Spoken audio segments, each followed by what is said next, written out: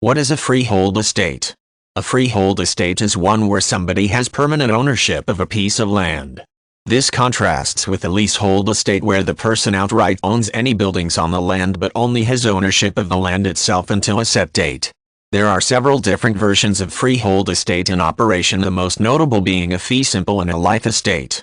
Some pieces of land are technically leased to the owner rather than sold outright. In many cases these leases date back decades or even centuries and will run until long after the present residents have died. The lease itself can be bought or sold, meaning that in many cases owning the lease has the same practical effect as owning the land outright. Where the land is not covered by a lease, the land is known as a freehold estate. The most common form of freehold estate is known as a fee simple absolute. This means that the owner of the land is not subject to any contractual restrictions. He owns the land outright and can largely do whatever he likes with it, including passing it on to any heirs. There are other versions of a fee simple estate which have conditions placed by a former owner in making a sale, often many years ago. For example, the owners of the land may be required to use it for a particular purpose or alternatively be barred from using it for a particular purpose. Breaching this condition means the land ownership may return to the original seller or her descendants. Such conditions may also be binding on anyone who inherits the estate.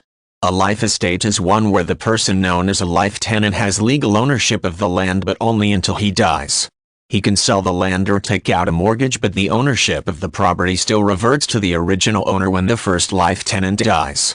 For example, if Adam sells Brian a life estate and Brian then sells the land to Charlie, Adam will regain ownership when Brian dies, even if Charlie is still living on the land. In some cases, a freehold estate may be subject to a fee-tail arrangement. This means that although a person is the legal owner of the land, she cannot sell it to anyone else. Instead, it passes to her heir upon her death.